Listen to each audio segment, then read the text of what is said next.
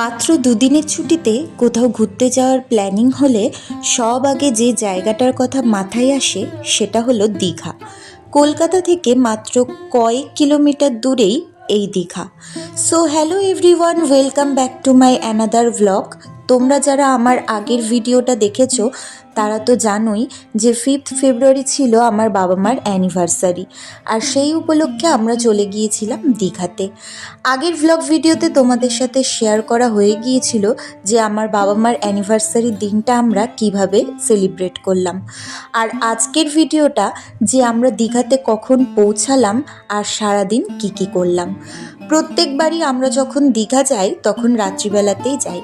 এবার বাবার খুব ইচ্ছে ছিল যে আমরা সকালবেলাতে দীঘা যাব আর চারিপাশটা দেখতে দেখতে যাব। সেই মতো সকাল সকাল 4 তারিখে বেরিয়ে পড়লাম এসপ্ল্যানেড থেকে প্রচুর বাস যায় দীঘা। আমরা একটা টিকিট কেটে অঙ্কুশ বাসে করে চলে গিয়েছিলাম দীঘা, আর প্রচুর কিছু খেতে খেতেই চলে গিয়েছিলাম। তো দীঘা পৌঁছাতে পৌঁছাতে আমাদের প্রায় দুপুর 2:30 হয়ে গিয়েছিল। দীঘাতে নেমে সব আগে সেটা হলো রুম বুক করা। আমরা একটা রুম বুক করে নিয়েছিলাম, আর আমরা ছিলাম বিচ পয়েন্ট হোটেলে। যে টাকা খরচ করেছিলাম তাতে আমার মনে হয়েছিল এর থেকেও ভালো রুম পেতে পারতাম। তবু যাই হোক, খারাপ কিছুই হয়নি, ভালোভাবেই কেটেছে দিনগুলো। পৌঁছানোর পর প্রথমেই ফ্রেশ হয়ে চলে গিয়েছিলাম সুইমিং পুলে। সমুদ্র হোক কিংবা সুইমিং পুল, জল মানে আমি আর দাদা অনেকক্ষণ থাকবো।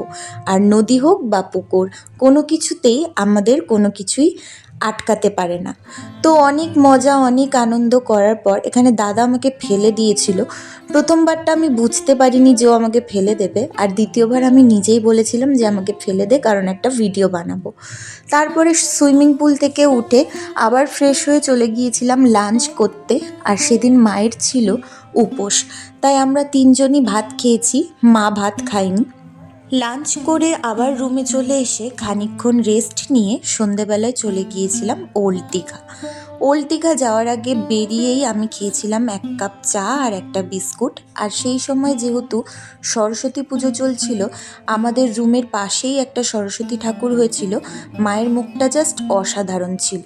আর এটা যেটা তোমরা দেখছো সেটা হলো জগন্নাথ মন্দির। পুরীর মতো দীঘাতেও তৈরি হচ্ছে জগন্নাথ মন্দির।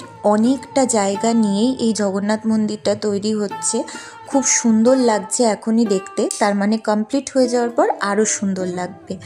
তারপরে আমরা সন্ধেবেলাতে পৌঁছে গিয়েছিলাম ওল্ড দীঘা, আর সাধারণত সন্ধেবেলাতেই ভালো লাগে ওল্ড দীঘা দেখতে।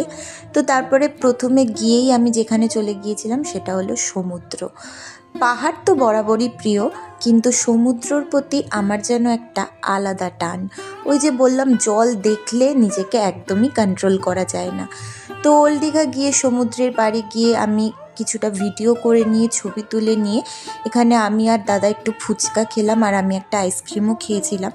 তারপর বিচের সামনে এখানে যে দোকানগুলো বসেছিল, এখানে অনেক কিছু পাওয়া যায়। বেশিরভাগ জিনিসই পাওয়া যায় শঙ্খের, ঘর সাজানোর জন্য, তারপর গলার হার, চুড়ি, বাচ্চাদের জন্য মাথার ক্লিপ, সব কিছুই পাওয়া যায়। তো সেই দোকানগুলোই দেখছিলাম, বেশ ভালো লাগছিলো দেখতে। আর সন্ধেবেলায় তো ওল্ড দীঘাটা দেখতে খুবই ভালো লাগে, কারণ বিশ্ববাংলা পার্কটা খুব সুন্দর করে সাজানো হয় অনেক লাইটিং দিয়ে। তো সেগুলোই ঘুরে ঘুরে দেখছিলাম, আর তারপর বিশ্ববাংলা পার্কে গিয়ে বেশ কিছু ফটো তুলে নিলাম। ভালোই লাগছিল। আর দীঘাতে যেহেতু গরমই ছিল, কলকাতায় বরঞ্চ তার থেকে বেশিই ঠান্ডা ছিল, তো বেশ হাওয়া দিচ্ছিল, ভালো লাগছিল। তারপরে আর কি ঘুরে টুরে চলে আসলাম আবার রুমে, আর রুমে এসে ডিনার করেছিলাম ফ্রাইড রাইস, পনির আর চিকেন কষা দিয়ে। তো তারপরে খাওয়া দাওয়া করে শুয়ে পড়েছিলাম। তো আজকের দিনটা ভালোভাবেই কেটেছে, বেশ আনন্দ হয়েছে। তো আজকের মতো ভিডিওটা এইটুকুই, দেখা হবে আবার নেক্সট কোনো ভ্লগে। ততক্ষণের জন্য বাই, সবাই ভালো থেকো, সুস্থ থেকো।